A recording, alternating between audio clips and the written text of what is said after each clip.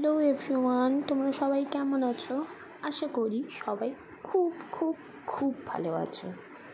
আমি এখন শিলংয়ে একদিন থাকার পর আমি আমার বর দুজন মিলে বেরিয়ে পড়েছি দার্জিলিংয়ের উদ্দেশ্যে।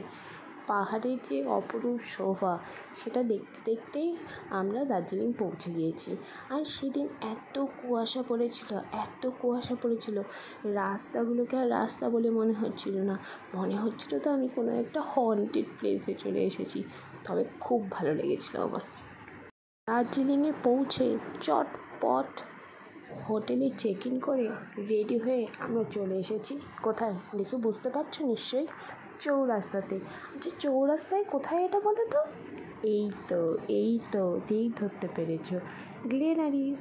দার্জিলিংয়ে আসবো, গ্লেনারিসের সামনে ছবি তুলবো না, গ্লেনারিসে খাবো না, এরকম বাঙালি তুমি খুঁজছেই পাবে না। তো পেটে তো তখন ইঁদুর দৌড়েছিল, তাই পেটের ইঁদুরগুলোকে শান্ত করার জন্য গপা গপ খেয়ে ফেললাম। খেয়ে দিয়ে তারপর দার্জিলিংয়ের নেহেরু রোড, এটাকে দার্জিলিংয়ে মল রোডও বলা হয়, এই রোড দিয়েই একটু হাঁটতে শুরু করেছিলাম, কারণ কি বলতো, খাওয়াটা একটু বেশি হয়ে গিয়েছিলো। এরপর আমরা একটু মল রোডে হাঁটতে বেরিয়েছিলাম। উদ্দেশ্য ছিল কিছু কেনাকাটা করব। এখানকার জিনিসগুলো খুব সুন্দর, মানে খুব স্টাইলিশ, তবে তোমাকে বার্গেনিং করতেই হবে। যে যতটা পারো বার্গেনিং করবে, বার্গেনিং করতে পারলে কম দামেও অনেক ভালো জিনিস পাওয়া যাবে। আর সেদিন মাঝখানে একটু বৃষ্টিও পড়েছিল, তাই দেখতেই পাচ্ছ সবাই মাথায় ছাতা নিয়ে রয়েছে। নেক্সট দিন সকাল সকাল আমরা মর্নিং ওয়াকে বেরিয়েছিলাম। মর্নিং ওয়াক করে নিয়েছিলাম, করে 8টার মধ্যে ফিরে এসেছিলাম হোটেলে এসে ফ্রেশ হয়ে আমরা ব্রেকফাস্ট করতে গিয়েছিলাম ক্যাভেন্টার্সে। আর দেখো অলরেডি আমাদের ব্রেকফাস্ট চলে এসেছে। ব্রেকফাস্ট খেয়ে আমরা যাব চিড়িয়াখানাতে। ওই দেখো সামনে চিড়িয়াখানার লাইন, এবার আমাদের টিকিট কাটতে হবে। অনেকক্ষণ লাইনে দাঁড়ানোর পর অ্যাট লাস্ট আমরা টিকিটটা পেয়ে গেলাম। টিকিট পেয়ে আমরা অলরেডি চিড়িয়াখানার ভেতরে ঢুকে গিয়েছি।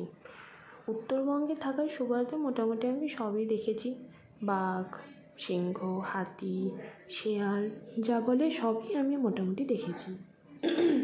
কিন্তু দার্জিলিংয়ের চিড়িয়াখানায় যে রেড পান্ডাটা রয়েছে সেটা আমার দেখা হয়নি। তো বরাবর আমি জোর করেছিলাম বরকে যে না, আমি চিড়িয়াখানায় যাবই।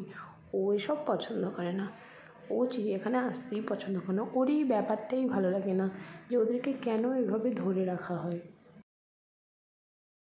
আর দেখো সেদিন এমন কুয়াশা পড়েছিল যেন আমরা 1920 ফিল্মের যে হন্টেড সিনগুলো রয়েছে সেখানে চলে এসেছি। আমার তো খুব ভালো লেগেছিলো, কী রোমাঞ্চকর ব্যাপার স্যাপার বলো। তারপর আমরা এলাম এই বাবা জীবনকে দেখতে। সবাই মিলে আমরা খুব ওদেরকে বিরক্ত করলাম, ওরাও হয়তো খুব বিরক্ত হয়ে যায়। সারাদিন ধরে এত লোক ওদেরকে দেখতে আসে, এত রকম কথা বলে, এত কমেন্ট করে। যাই হোক, আমরাও করলাম, অনেক বিরক্ত করে আমাদের যে রেড পান্ডাটা রয়েছে সেটা হচ্ছে সবার লাস্টে। ওটাকে দেখতে গেলে আমাদের এইসব মানে জীবজন্তুকে দেখে ওখানে যেতে হবে, তো সেটা অনেকটা সময় লাগে। তো অ্যাট লাস্ট যাই হোক আমরা রেড পান্ডাকে দেখেছি, মানে আমি দেখেছি মানে আমার বর তো দেখতে চাইনি, আমি দেখতে চেয়েছিলাম। তো দেখলাম, দেখে আমি তো খুব খুশি হয়ে গিয়েছি। খুশি যখন হয়ে গিয়েছি, বর বলছে আর একদম নয়, চিড়িয়াখানাতে তো আর থাকাই যাবে না, এবার তো বেরোতে হবে। কারণ অলমোস্ট তখন প্রায় 1টা কি 1:30 বেজে গিয়েছিল, আমাদের খিদেও পেয়ে গিয়েছিল, দুপুরের খাবারও খেতে হবে। তো এই যে রেড পান্ডা তোমরা দেখতেই পাচ্ছ, এনাকে দেখেই তারপরে আমরা চিড়িয়াখানাতে বেরিয়ে গিয়েছিলাম। তোমাদের যদি আমার ভিডিওটা ভালো লেগে থাকে প্লিজ প্লিজ প্লিজ চ্যানেলটাকে সাবস্ক্রাইব করো, লাইক আর কমেন্টও করো প্লিজ। আর সবাই ভালো থেকো, সুস্থ থেকো। এই গরমে একঘেয়েমি জীবন থেকে যদি চাও একটু প্রাণ ভরে নিঃশ্বাস নিতে, চলেই আসতে পারো আমাদের উত্তরবঙ্গে এসে দার্জিলিং যেতে ভুলো না, কিন্তু খুব ভালো লাগবে।